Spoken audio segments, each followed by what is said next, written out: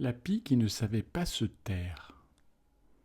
Il était une fois, dans un petit village entouré de champs immenses baignés de soleil, une pie nommée Caraca. Caraca était une pie très spéciale, car elle adorait parler. Elle était bavarde, mais bien plus bavarde que toutes ses congénères.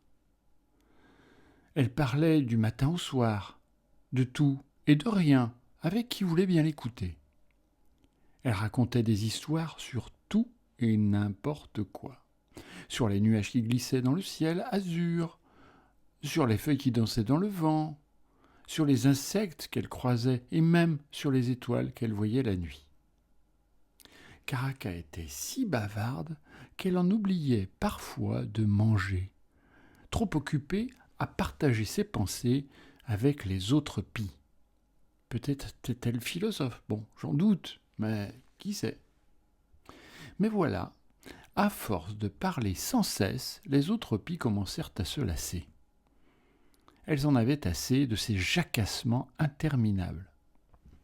Un jour, l'une d'elles lui dit « Caraca, tu parles tellement que tu ne laisses jamais personne placer un mot. » Une autre ajouta « On ne peut même plus se reposer à cause de toi. » Et une autre encore « Tu nous casses les oreilles. » Et, peu à peu, les pies s'éloignèrent d'elle. Caraca se retrouva seule, perchée sur une branche, sans personne à qui parler. Elle n'était pas très bien et parlait sans que personne ne l'écoute.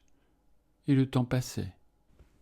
Un matin, alors qu'elle volait au-dessus de l'école du village, Caraca entendit un grand bruit. Elle se demandait qui pouvait faire un tel vacarme. C'était la cour de récréation. Les enfants jouaient, criaient et riaient. Il n'y avait pas de répit, pas de silence. Ces enfants doivent beaucoup bavarder, tout comme moi. Si je pouvais apprendre leur langage, je pourrais leur raconter toutes mes histoires.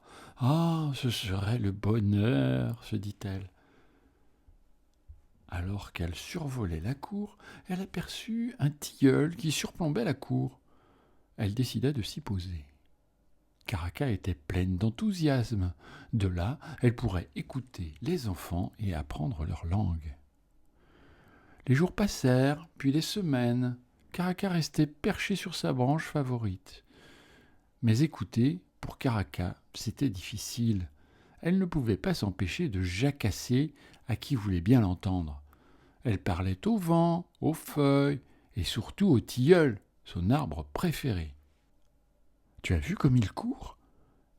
disait-elle au tilleul. « Et leur rire, comme ils sont joyeux. Je vais bientôt comprendre tout ce qu'ils disent, et alors je pourrai leur raconter toutes mes histoires. » Flamuriot, le tilleul, vieux sage, écoutait Caraca en silence. Il avait plus de 100 ans et connaissait aussi bien le langage des humains que celui des oiseaux, et même celui des insectes, car lui était à l'écoute du monde qui l'entourait. Un jour, alors qu'il était agacé par les jacassements incessants de la pie, il s'adressa à elle. « Caraca, lui dit-il, cela fait des mois que tu es ici. Te souviens-tu pourquoi tu es venu ?» Caraca éclata de rire. « Bien sûr que je m'en souviens. Je suis ici pour apprendre le langage des enfants, pour leur raconter toutes les histoires que je connais. » Flamuriot, le tilleul, hocha lentement les branches. « Et qu'as-tu appris jusqu'à présent ?» l'interrogea-t-il. Caraca ouvrit son bec pour répondre, mais aucun mot ne sortit. Elle était stupéfaite. Elle réalisa qu'elle n'avait rien appris. Elle avait passé tout ce temps à parler, mais jamais à écouter. « Je suis ici depuis plus de 100 ans, et j'ai appris à écouter. J'écoute les humains, les oiseaux, les insectes et même les plantes. On n'apprend rien en parlant, Caraca.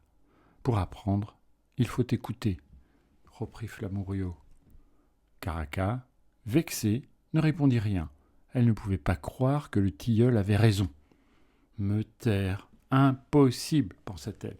Elle s'envola, frustrée, et alla se percher sur le rebord de la fenêtre de la salle de classe. Là, elle vit soudain son reflet dans la vitre. Croyant qu'une autre pie l'écoutait, elle se mit à jacasser de plus belle, racontant tout ce qu'elle savait à son reflet.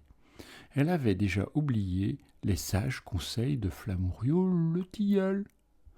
Les jours, les mois, les années passèrent. Caraca ne quitta plus la fenêtre de l'école, parlant sans cesse à son reflet. Elle n'apprit jamais le langage des enfants, ni celui des autres pies. Elle passa sa vie à parler, sans jamais écouter. Le tilleul, triste, essaya plusieurs fois de lui parler, de lui dire qu'elle pouvait encore apprendre si elle se taisait un peu.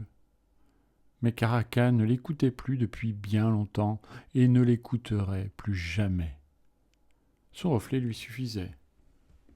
Et c'est ainsi que Caraca, la pie bavarde, resta seule, parlant à son reflet, sans jamais comprendre que l'écoute et le silence sont parfois la clé pour apprendre et grandir.